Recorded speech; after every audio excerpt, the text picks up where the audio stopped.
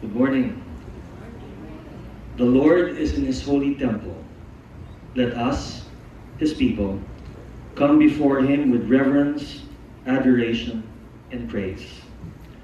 Brothers and sisters in Christ, please rise and worship God in the beauty of His holiness.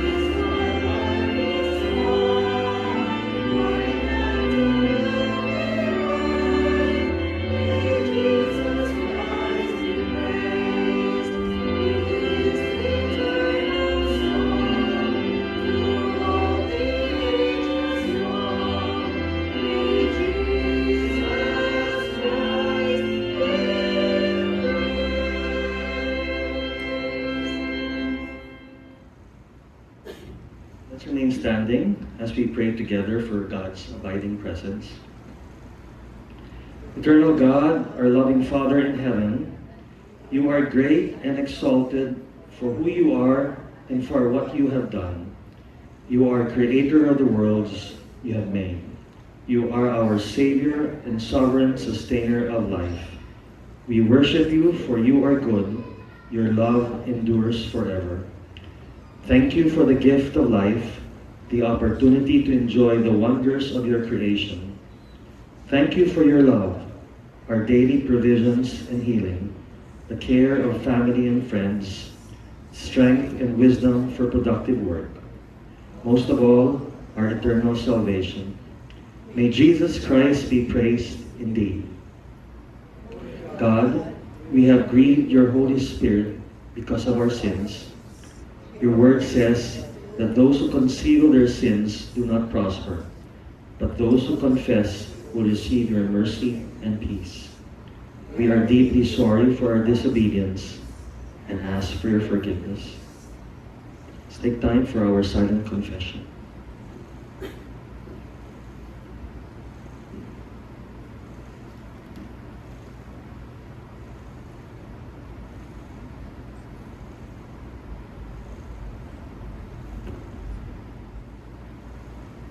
Once again together. Dear Lord, thank you for your pardon and the peace you give for our mind and our spirit. Be glorified in our worship, O God. Thank you for the highest privilege of worshiping you together with all the saints and angels. In Jesus' name we pray. Amen. Please be seated.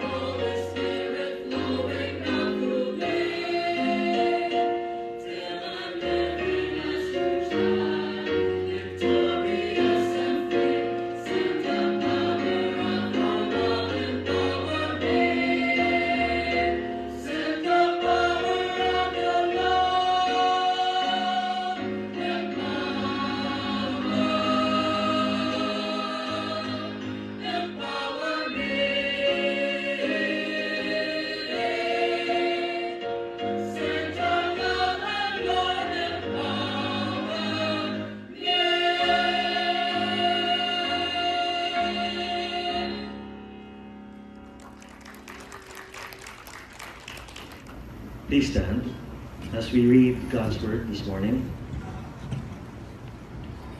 Our scripture readings are taken from John chapter 16, verses 7 through 15, Acts chapter 1, verse 8, and 1 Corinthians chapter 12, verses 12 through 14. We shall read responsibly. But very truly I tell you, it is for your good that I am going away. Unless I go away, the advocate will not come to you. But if I go, I will send him to you. When he comes, he will prove the world to be in the wrong about sin and righteousness and judgment. About sin, because people do not believe in me. About righteousness, because I am going to the Father, where you can see me no longer. And about judgment, because the prince of this world now stands condemned. I have much more to say to you, more than you can now bear. But when he, the Spirit of truth, comes, he will guide you into all the truth. He will not speak on his own. He will speak only what he hears, and he will tell you what is yet to come. He will glorify me, because it is from me that he will receive what he will make known to you. All that belongs to the Father is mine. That is why I said the Spirit will receive from me what he will make known to you. Together. But you will receive power when the Holy Spirit comes on you, and you will be my witnesses in Jerusalem and in all Judea and Samaria, and to the ends of the earth. Just as a body, though one, has many parts, but all its many parts form one body, so it is with Christ. For we were all baptized by one Spirit, so as to form one body, whether Jews or Gentiles, slave or free. And we were all given the one Spirit to drink. Even so, the body is not made up of one part, but of many. Praise God for his words of truth and love. May he bless us with spiritual understanding and encouragement. Please be seated. Today, Christians all over the world celebrate Pentecost Sunday. And fittingly so, because the Pentecost event, as described in Acts chapter 2, has a special significance in redemptive history for all humankind. This means that God has revealed himself and his salvation plan in history and through history, as in that particular Pentecost experience 50 days after the resurrection of our Lord.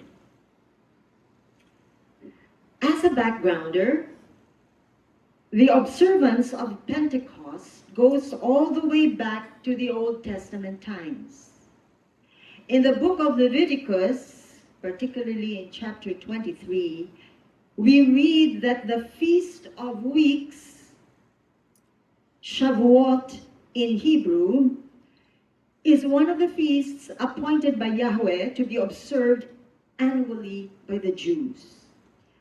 The name is derived from the prescribed timing of its observance, that is, the day after 7 full weeks after the Passover and the Feast of the Unleavened Bread, which is another one of those feasts appointed by Yahweh. So it's called the Feast of Weeks. 7 full weeks after that, the day after, is to be observed as Pentecost Sunday, or the Feast of Pentecost. Now, of course, during the time, it was called Shavuot, because as we know, the Old Testament Bible was written in Hebrew, and the term is Shavuot. Now, the Feast of Shavuot, or the Feast of Weeks, or Pentecost, has deep significance agriculturally to the Jews, because it is then when they were to mark the wheat harvest and then to present an offering to Yahweh in the temple. So it was a symbolic of their putting God first and giving him all the praise and thanksgiving for their harvest. Also, it holds deep spiritual significance as the anniversary of the giving of the Torah, or the Ten Commandments, the law, at Mount Sinai. And so the Feast of Weeks, or Shavuot, has come to be referred also as, the Feast of Pentecost, from the Greek term Pentecostes, literally meaning the 50th day, Pentecostes, describing the timing of its observance, that is 50 days after the Feast of the Unleavened Bread. Now, you may ask, this is Greek, so when was this, when did it start to be known also as Pentecost? Well, as you know, even before the New Testament times, there have been influences, or there have been the diaspora to the area of Greece, and so we would also know that there has been a lot of Greek influence, and they have started to also refer to Shavuot as the Feast of Pentecost, even before, shortly before the New Testament time. Now today, the Jews still observe this feast, except of course for the offering of the harvest in the temple, because as you know, there is no longer any temple since 70 AD. And the Christians observe it as the day of the outpouring of the Holy Spirit upon the believers in Jerusalem, because specifically of that Pentecost day that we read about in Acts chapter 2. It is one of those observances of the Feast of Pentecost, particularly the 50th day after the resurrection of our Lord Jesus Christ. And so we can see here, again, the majestic and the masterful work and hands of and mind of our great God in putting all these timing of events together. Now, this is now the giving, not of the law of Moses, but the law that is written in our hearts through Jesus Christ.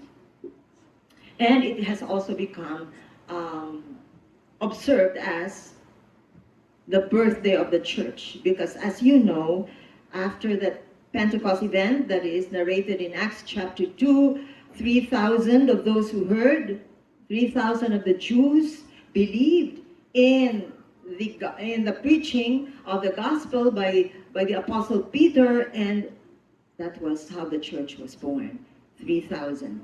Hence, the Feast of Weeks, or Shavuot in Hebrew, and Pentecost in Greek are one and the same. So if you are going to make a pilgrimage or a trip to Israel, and it would happen to be sometime in this period of the year, you will hear them saying that they are observing the Feast of Shavuot. And that is the same as the Pentecost. And for us Christians, of course, we are very well versed with that Pentecost, that particular year when our Lord Jesus Christ, after 50 days of his resurrection, the Holy Spirit descended powerfully upon the believers. Now, whereas the Jews celebrate Shavuot or Pentecost as a festival appointed by Yahweh, we Christians are more familiar, as I said, with this association with the coming and outpouring of the Holy Spirit as documented in Acts chapter 2. That was indeed of great significance for the Jews then, who had become Christians, and now also for us, because we notice that the Holy Spirit indeed was inaugurated amidst the people in a way that was not the same, that was entirely different from his presence during the Old Testament times. In the Old Testament, the Holy Spirit was given by God only to select individuals, such as kings, prophets, judges, and even artisans, and at select times and for a season, temporarily on an as-need basis. So there was just a particular point in time as there was need for God, for them to be empowered with the anointing and presence of the Holy Spirit. And examples of these are the wisdom and the craftsmanship given to Bezalel to build the tabernacle, as early as in Exodus chapter 31.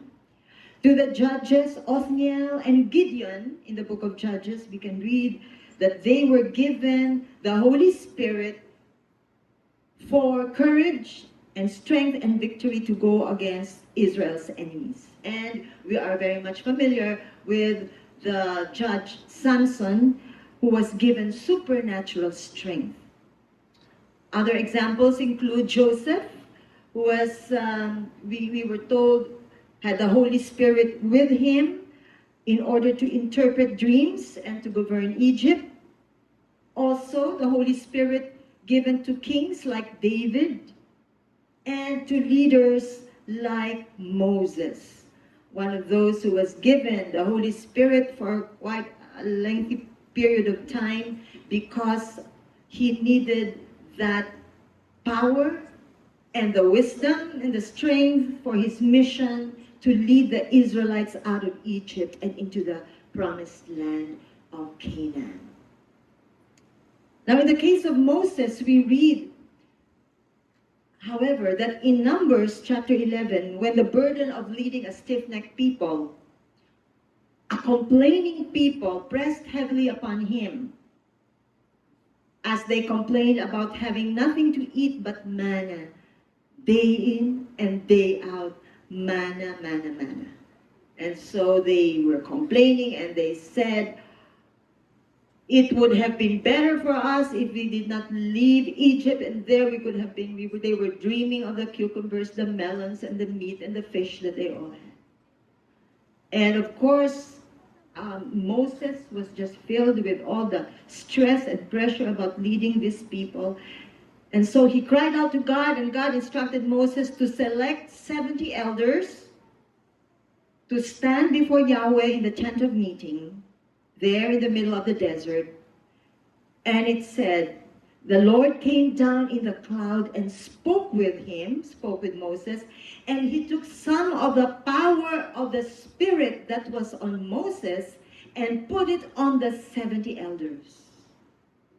So there was an outpouring of the Spirit, of the Holy Spirit. Naanggihan ang 70 na mga elders ng power of the Holy Spirit. You can just imagine the power that was poured upon Moses, and it was also, in a way, not transferred, but given in like manner to the 70 elders who have been chosen by Moses.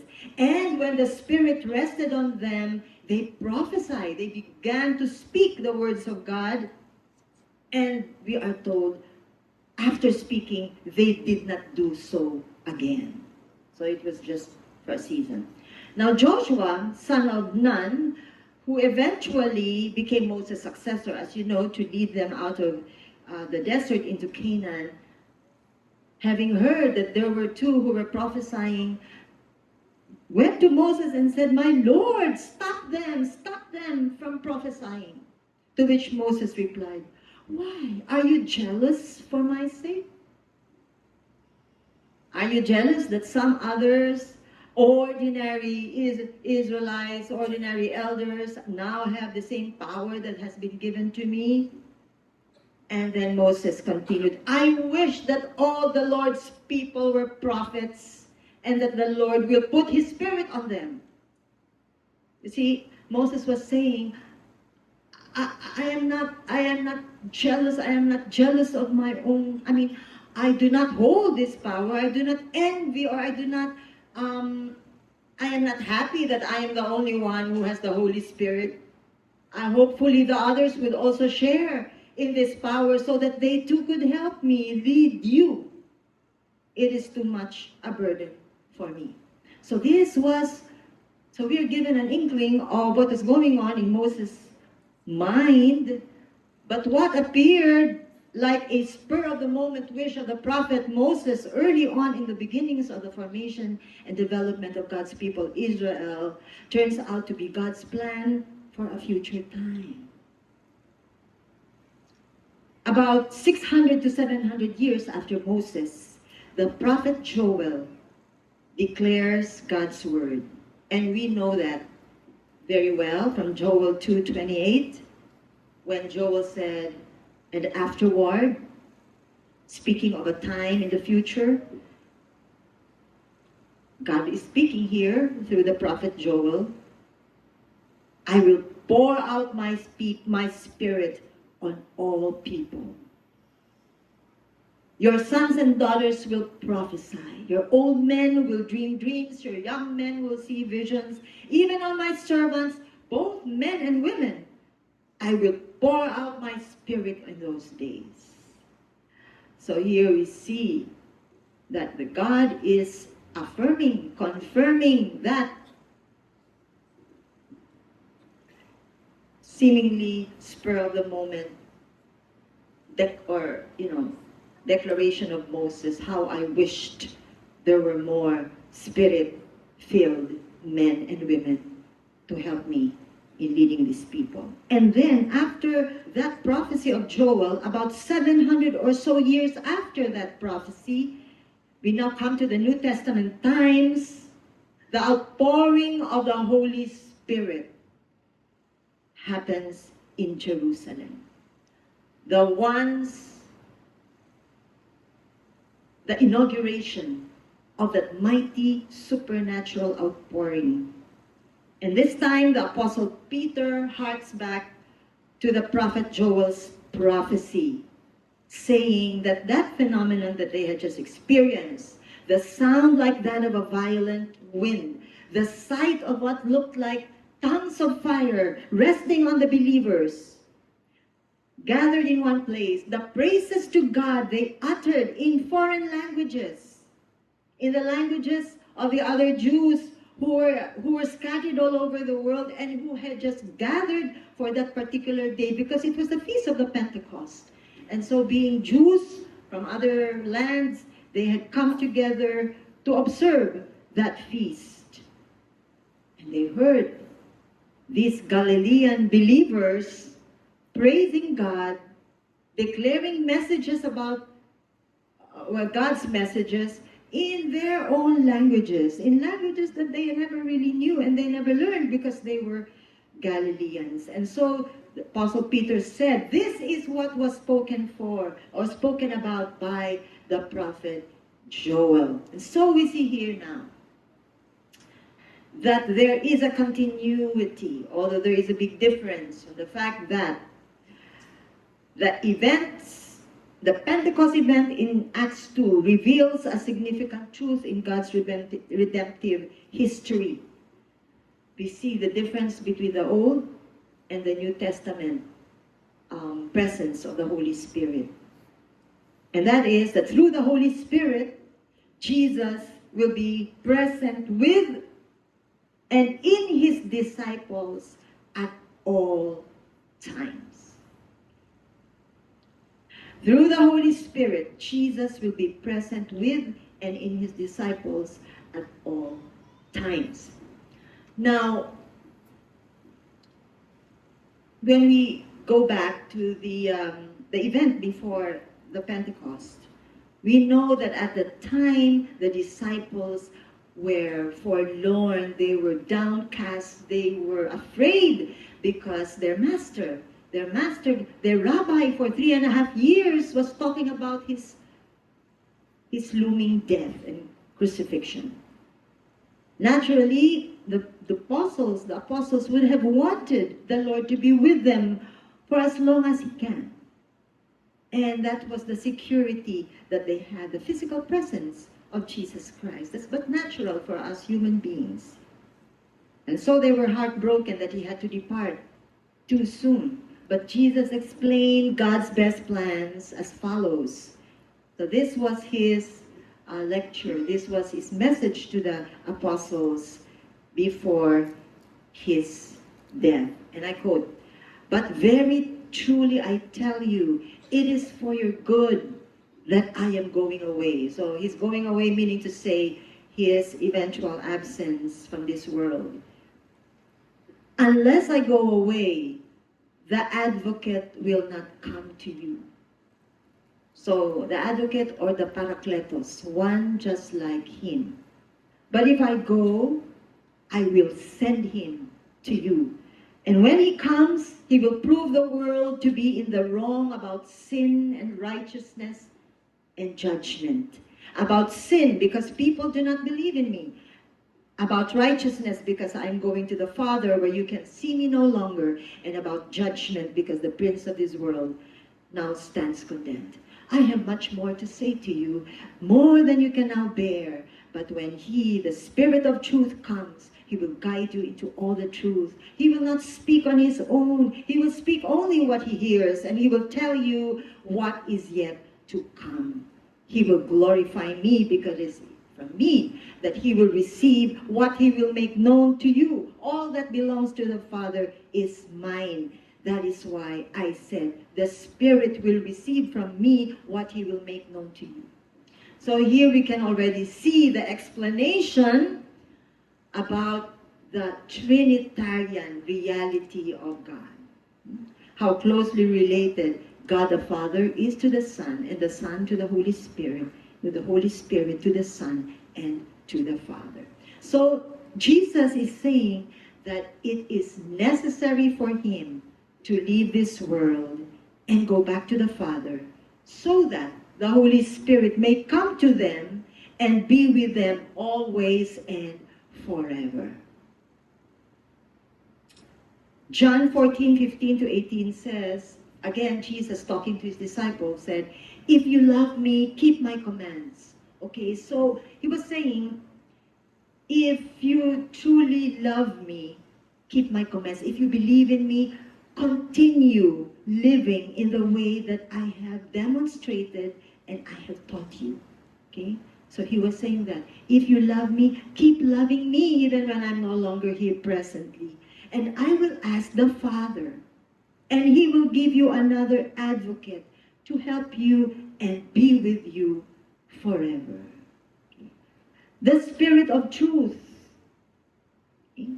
The world cannot accept him because it neither sees him nor knows him, but you know him, for he lives with you and will be in you. I will not leave you as orphans. I will come to you.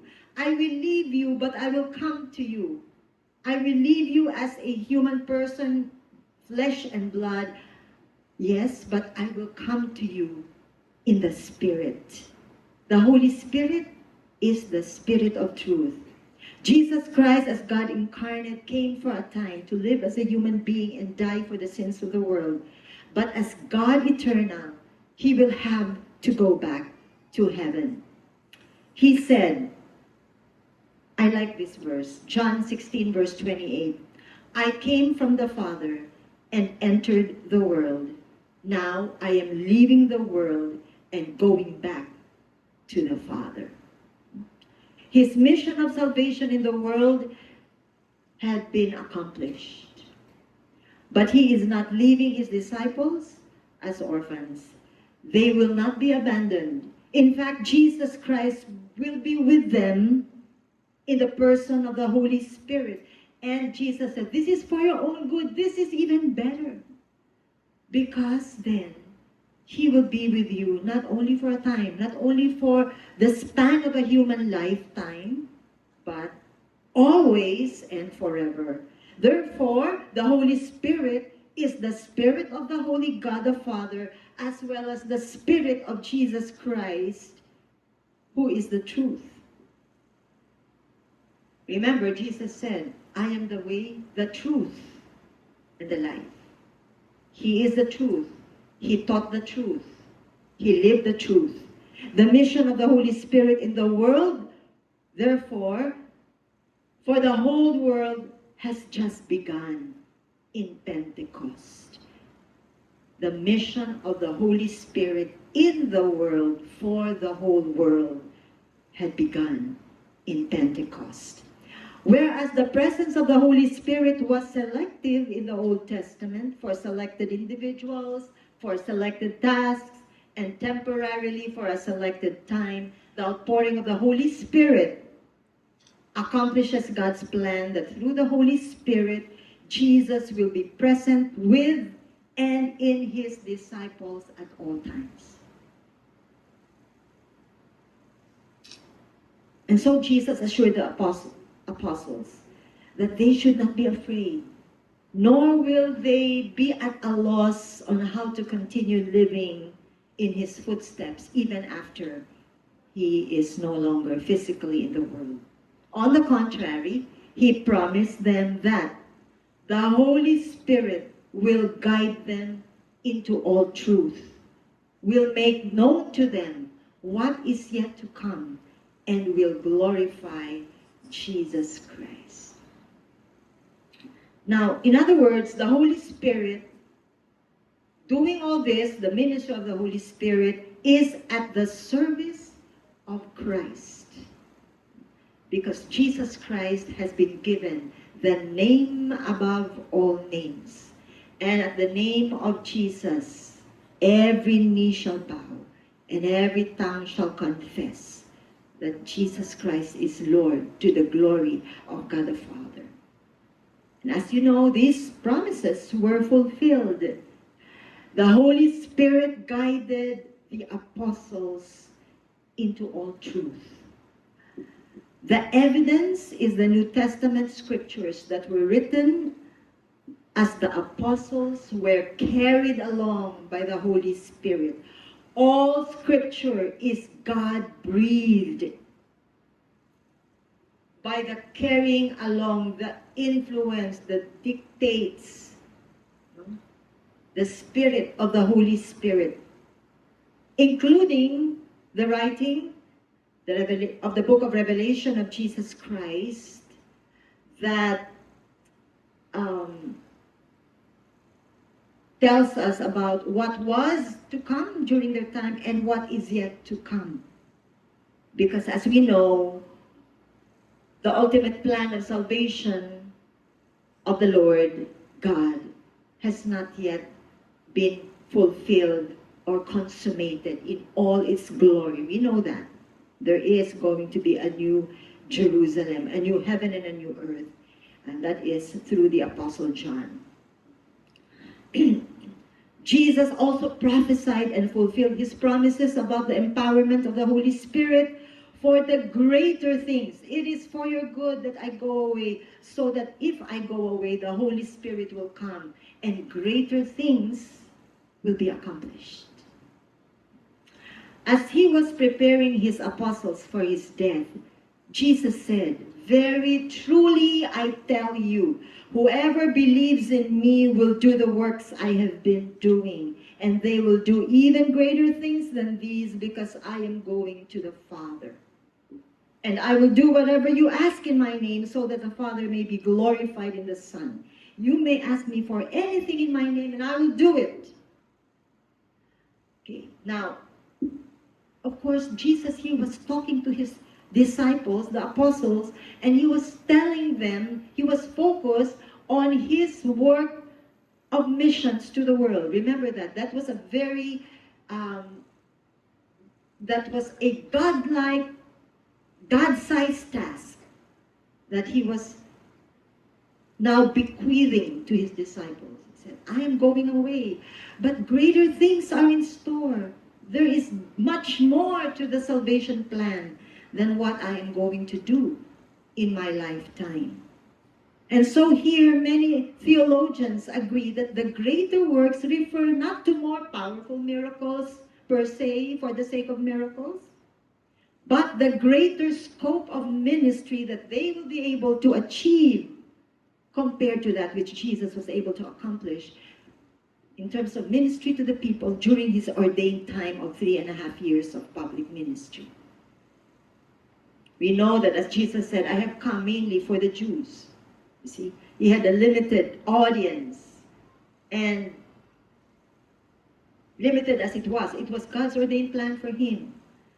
Greater works means the gospel will be brought to the ends of the world through his apostles and those who will come before him, because God's salvation is intended to ultimately teach and save every people, tribe, and nation.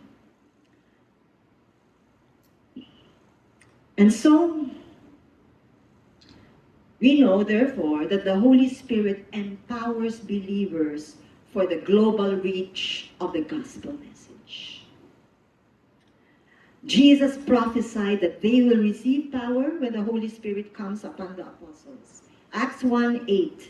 You will receive power when the Holy Spirit comes upon you. You see, this particular verse starts with the word but. That means to say there is a preceding premise. You see, the disciples were looking at Jesus as he was about to, to ascend back, and he said, are you going to restore, Lord, are you now going to restore the kingdom? They were thinking of the earthly, political kingdom, the monarchy of Israel that has been lost ever since they have been conquered by many nations, one after the other. Because that was the promise. But Jesus said, these things are not for you to know. But this is what you should be focusing your attention and your life on. He said, you will receive power. Okay, not for political advancement, not for merely earthly concerns, but you will receive power when the Holy Spirit comes on you. And that power is for you to be my witnesses in Jerusalem and in all Judea and Samaria and to the ends of the earth. They will be, he was talking to the apostles, they will be his eyewitnesses. It is very important. After all of these accounts, the death, the resurrection of Jesus Christ, that the eyewitnesses have the, they have the authority, they have even the privilege and the responsibility to tell and testify as to this great message of salvation. And not only message, but it was indeed an act of God for the world. They will be his witnesses of his life, his works, his teachings, and the resurrection that has placed the final stamp of confirmation of Jesus's divinity. And it says here, in Jerusalem. Okay, so we can picture in our minds how this spreading of the gospel, the reach, the global reach, will proceed from the nearest area, which is Jerusalem, and then in all Judea, because Jerusalem is part of Judea, and Samaria, which is the area far north, farther, and to the ends of the earth. To the ends of the earth. In other words, to the rest people. And now, we know that that has indeed happened. Because, as Acts chapter 2 tells us and the rest of Acts, we know that the spread of the gospel has proceeded in such manner, concentric circles, while it started in Jerusalem, then it was built also, or it started to build up also in Judea, farther and farther from the center. And as it was going on in Judea, Samaria, and to the rest of the world, meaning to say the rest of the Gentile world.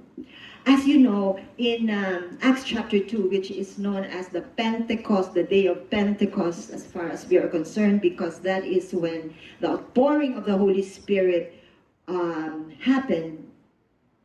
We know that the first who became, or who heard the gospel message and received Jesus Christ were the Jews who were there. They were gathered in that place.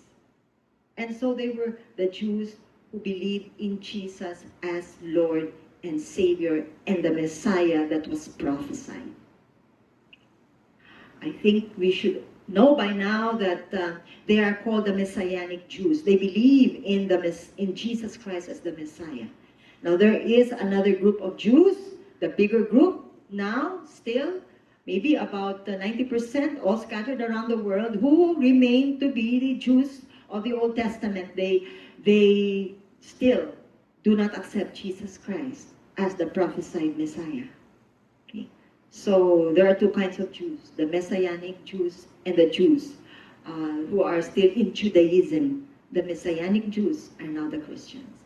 So in any case, the gospel reached them first, of course, because that was the immediate milieu of the apostles in Jerusalem. They were gathered there. And then in Judea, it spread, as we will see in the succeeding chapters of Acts.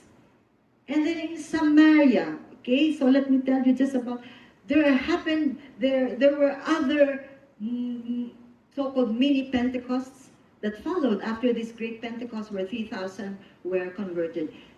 This is followed by, in Acts chapter 8, the coming of the Holy Spirit upon the Samaritans. As you know, the Samaritans are the half mixed Jews and mixed Gentiles. You know, they were a mixed breed of Jews who somehow had a different form of Judaism.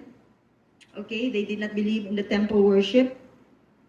However, because of the evangelism of one of the apostles, particularly the apostle Philip, who went to Samaria, then we are told that in chapter 8 of Acts, when the apostles in Jerusalem heard that Samaria had accepted the word of God, in other words, they have received the gospel and they believed, and they followed the way of Jesus Christ, they sent Peter and John to Samaria. And when they arrived, they prayed for the new believers that they will also receive the Holy Spirit, because they had not yet, the Holy Spirit had not yet come to them, on any of them. They had just simply been baptized by the baptism of John, which is the repentance of sins, in the name of the Jesus Christ. So there, now we are seeing, okay, the action taking place. So even the Samaritans now have received Jesus, and the outpouring of the Holy Spirit, to a very lesser degree, also came upon the Samaritans. And then we go further in time, in Acts chapter 10, you are familiar with Cornelius, the God-fearer. They're called the God-fearing Jews. They were not completely assimilated or included in the Jewish community, because they were the Jews who did not,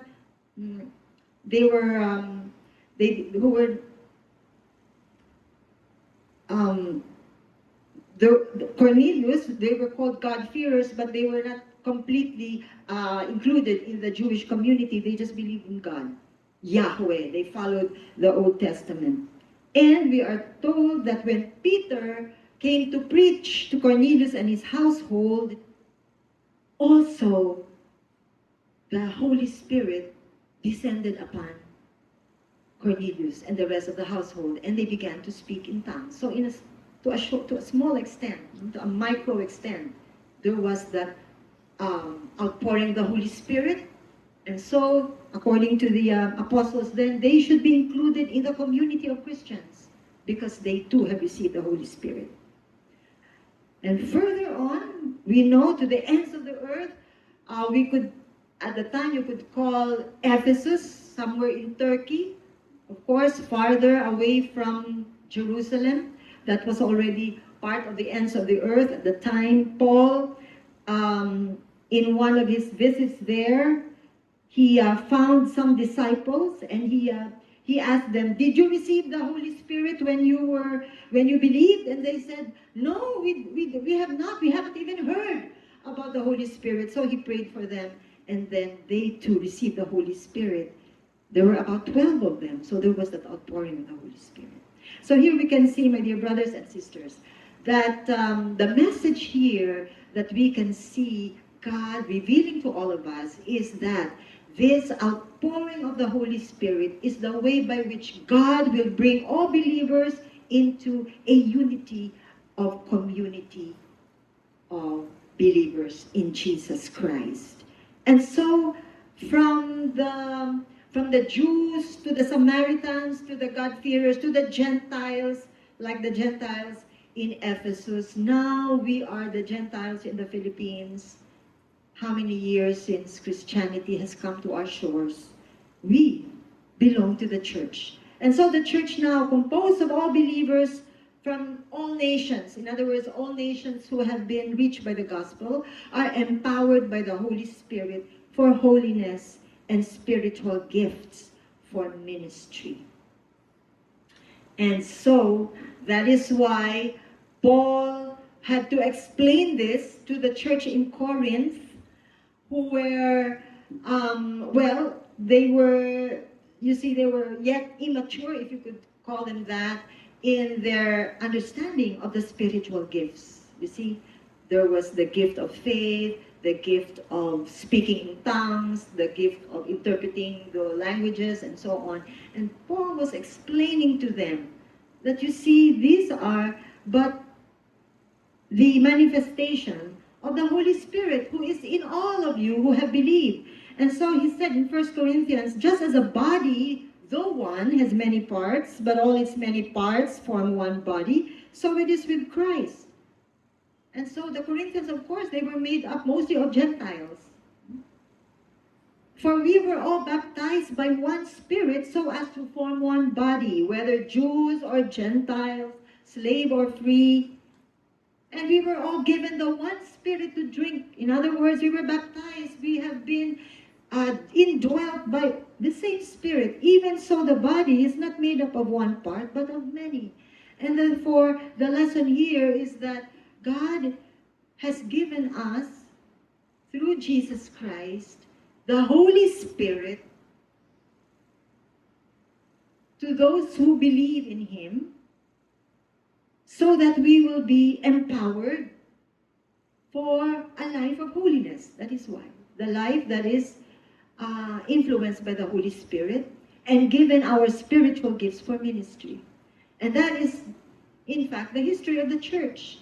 And through the ages, the church has been established and has grown through the ministry of men and women who have received the power of the Holy Spirit being applied in their sanctification, the regeneration, and new life in Christ, and with all the gifts, the spiritual gifts that God has endowed them for ministry, that is, for building up the church, so that the church may continue the mission of proclaiming the gospel.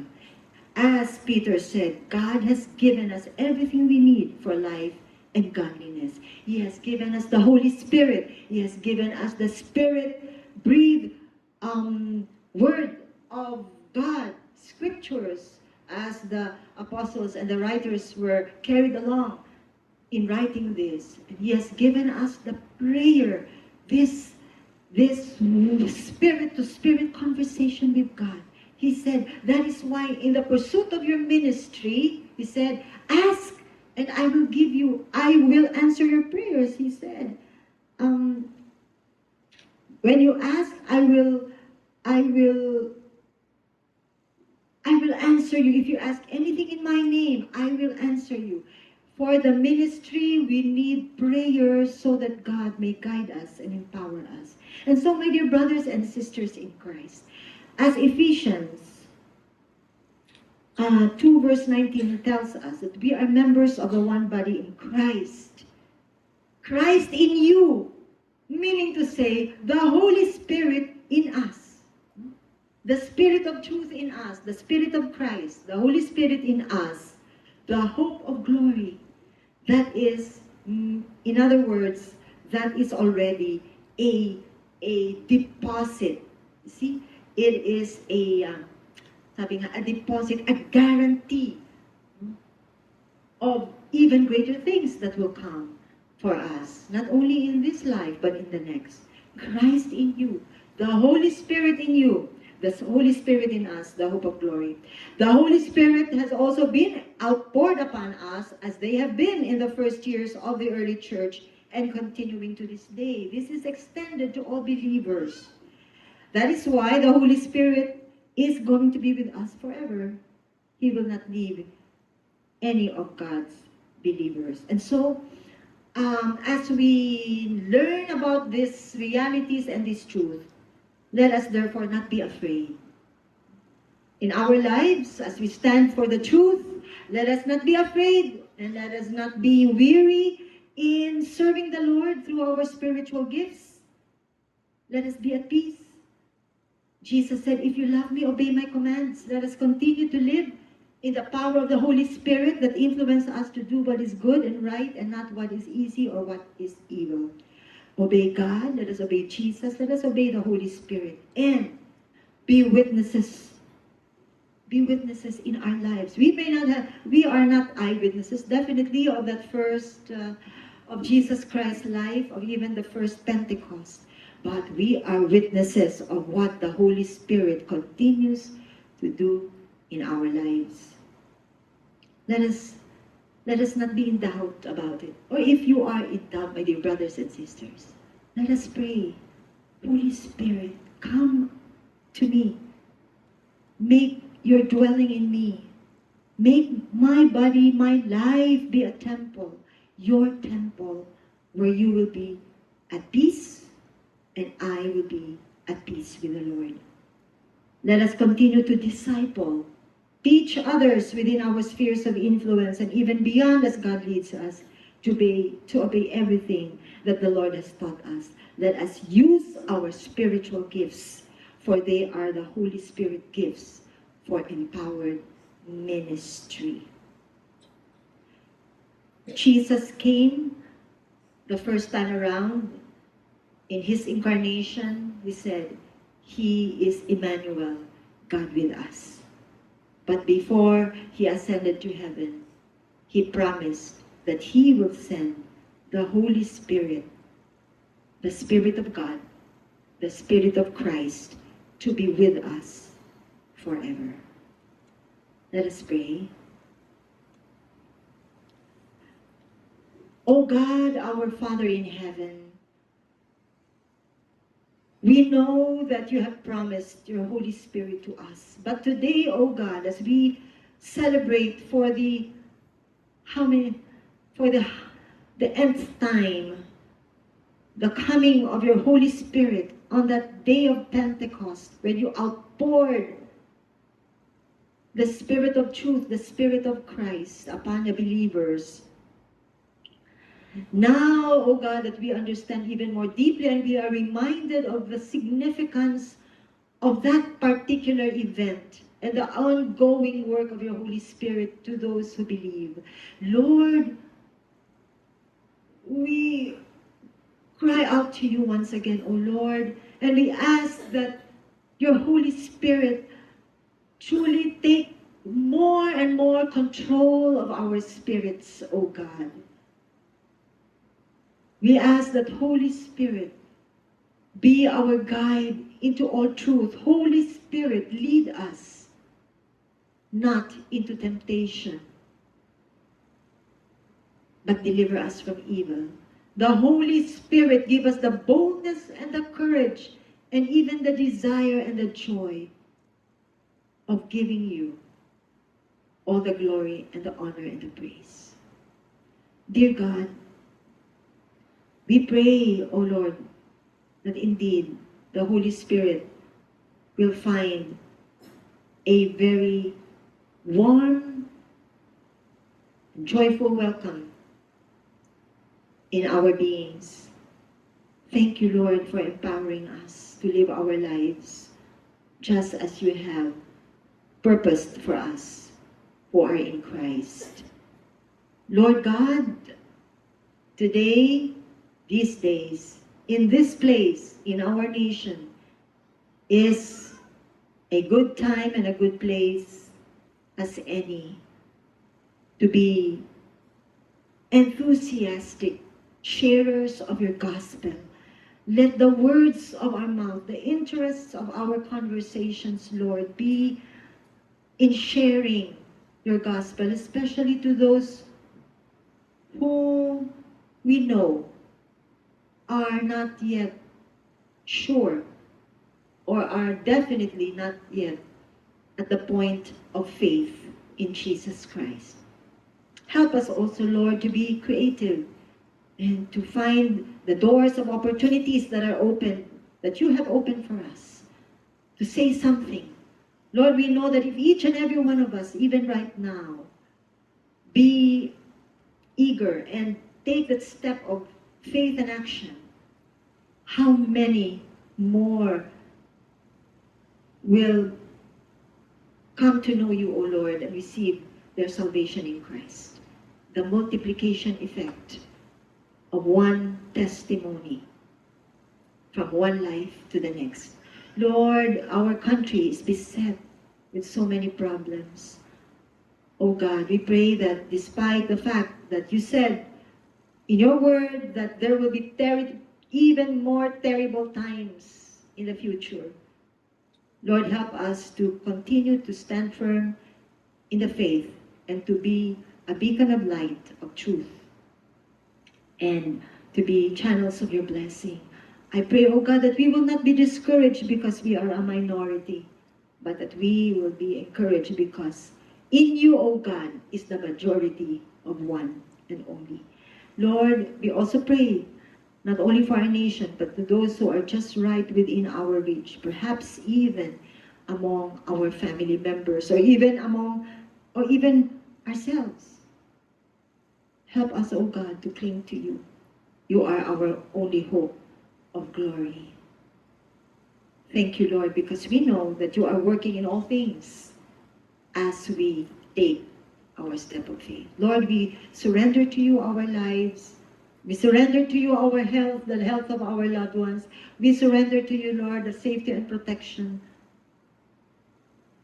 day by day in our routines as well as in our ministries and in the big things that you have prepared for us. We also surrender to you, Lord, all wisdom, because we know that our wisdom is definitely inferior to yours. But Lord, give us the wisdom to undertake all our responsibilities here in church, in our families, in the workplace, and even as citizens of this country that you have given us. Lord God, continue to empower us in Jesus' name. Amen.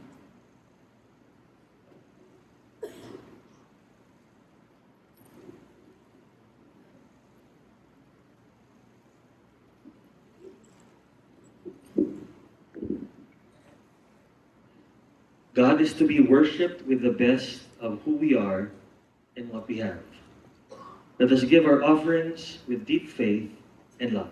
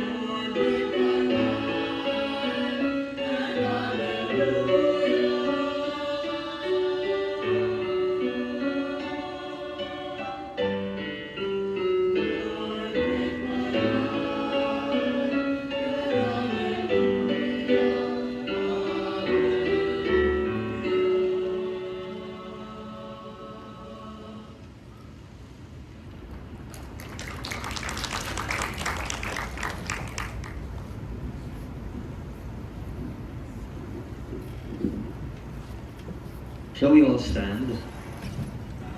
Let us pray, dedicate our lives to God. Precious Lord, bless these offerings of our worship and thanksgiving to you. May you be honored by the faith and love that accompany the giving of your church. We pray that you will help us grow and mature into the likeness of Jesus Christ and be obedient to his command. In his name we pray. Amen.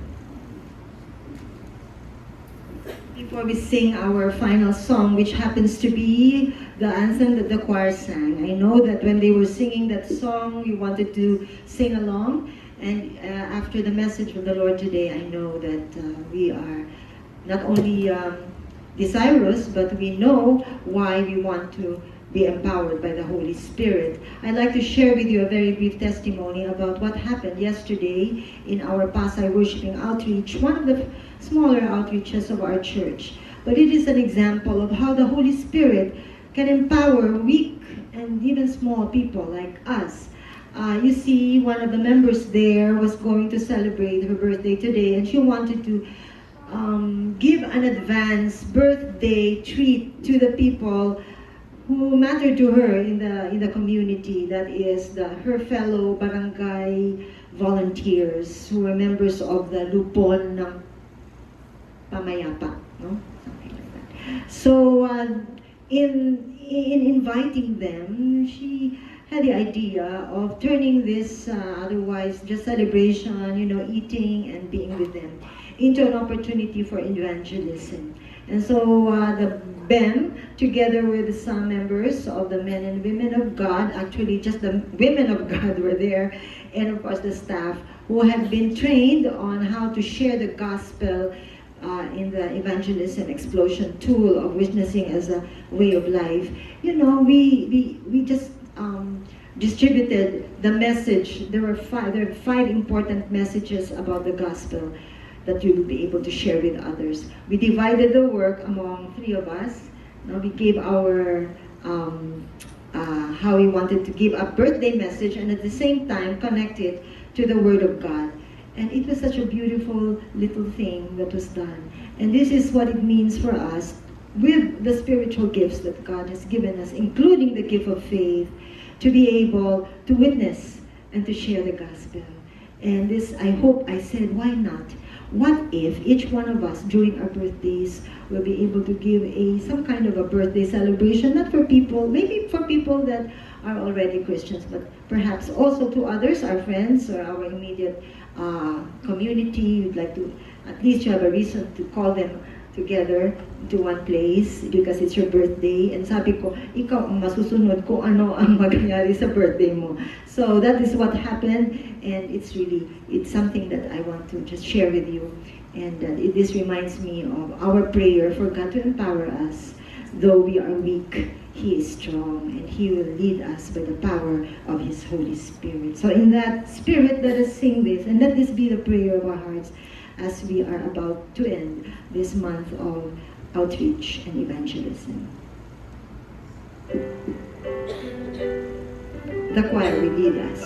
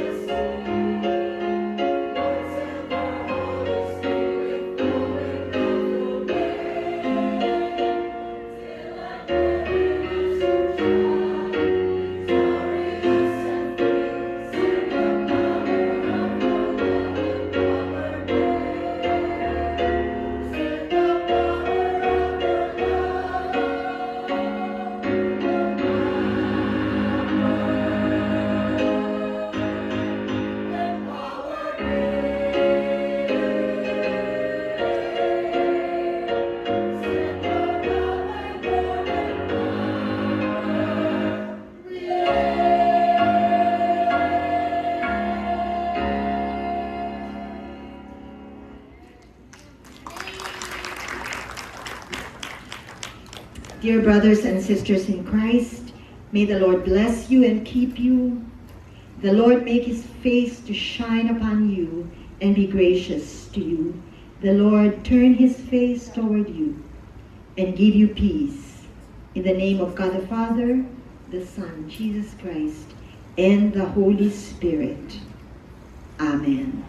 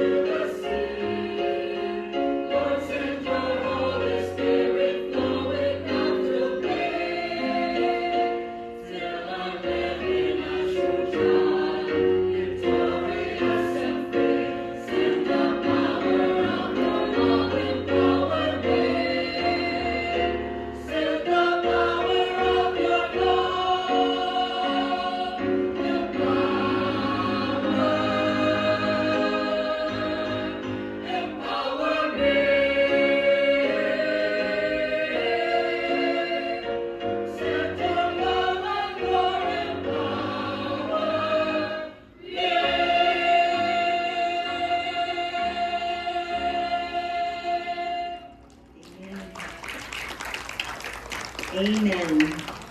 Praise the Lord. Hallelujah.